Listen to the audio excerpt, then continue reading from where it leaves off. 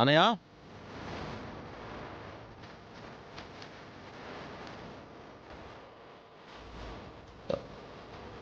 అయితే భూమి చెప్పినట్టు అన్న ఇంట్లో లేడనమాట. రచరే ఇదే మంచి టైము, అర్జెంటుగా టెడ్డీ బేర్ తీసుకుని అవుట్ అయిపోవాలా.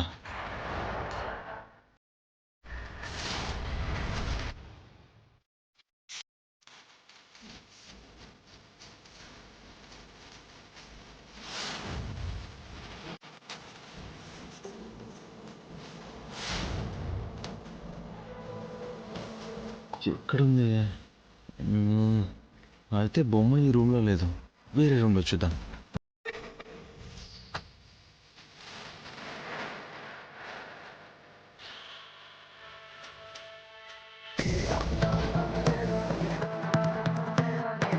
ఒకసారి ట్రై చేస్తే పోలా.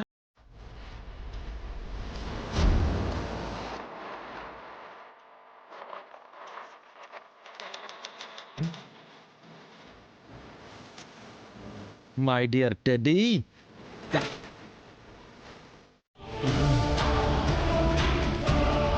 అన్నయ్య ఇప్పుడు ఇలా అన్నయ్య ఉన్నాడే, టెడ్డీ బేర్ చూస్తాడేమో. ఓ పని చేద్దాం.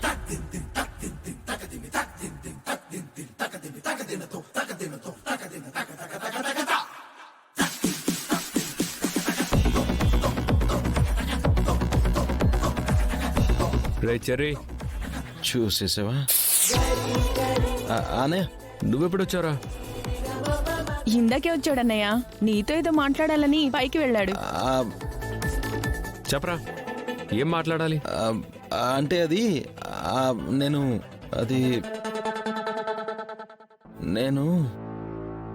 ఏంట్రా అది? ఏంటి ఏదో దాస్తున్నావేంటి? అంటే అన్నయ్య, ఈ బొమ్మ నాకు బాగా నచ్చిందన్నయ్య, నేను తీసుకెళ్దామని. అయితే నీకోసమే ఇస్తా, నీకోసం మాత్రమే ఇస్తాను. నాకోసమే అన్నయ్య, నాకోసమే. మరి భూమి దీనికోసం ఎందుకు వచ్చింది? భూమిని నేనే పంపించానన్నయ్య, అందుకే వచ్చుంటుంది. చెర్రీ, నువ్వు కూడా అబద్ధాలు ఆడుతున్నావా? ఈ అన్నయ్యని మోసం చేయాలని చూస్తున్నావా? కాదన్నయ్య, భూమి ఇది నార్మల్ బొమ్మే అయితే షోకేసులో దాచేవాణ్ణి, ఎవరు అడిగినా ఇచ్చేవాణ్ణి. కానీ ఇది ఒక జ్ఞాపకం రా. నేను చిన్నగా ఉన్నప్పుడు ఒక పాప ఇలాంటి టెడ్డీ బేర్ మీద పడుకోనుంది. తనకి ఎవ్వరూ లేరు.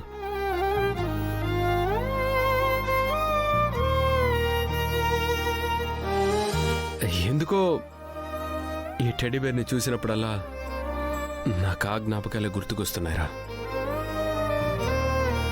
కానీ నువ్వు అడిగావు కదా, తీసుకెళ్ళు.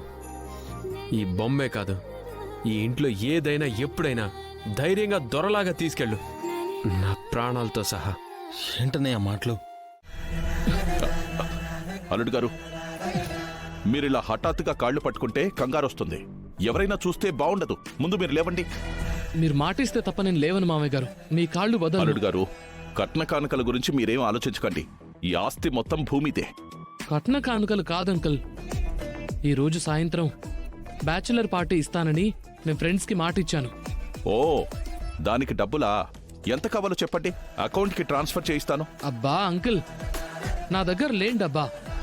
నేను చెప్పేది పూర్తిగా వినండి. బ్యాచులర్ పార్టీలో భూమిని అందరికీ పరిచయం చేస్తానని మా ఫ్రెండ్స్కి గొప్పగా చెప్పుకున్నాను. కానీ ఆ పార్టీకి భూమి రానంటోంది. తన కాళ్ళు పట్టుకున్నా వినేలా లేదు. అందుకే మీ కాళ్ళు పట్టుకున్నాను. పార్టీకి వచ్చేలా ఎలాగైనా భూమిని మీరే ఒప్పించాలి. ఓ అదేనా, నేను ఒప్పిస్తాను. ముందు మీరు లేవండి, భూమి వచ్చాక మాట్లాడతాం, సరేనా? అదిగో అమ్మాయి మాటల్లోనే వచ్చింది. రా భూమి. చెప్పండి నాన్న. అల్లుడు గారు ప్లాన్ చేసిన బ్యాచిలర్ పార్టీకి వెళ్ళనన్నావంట.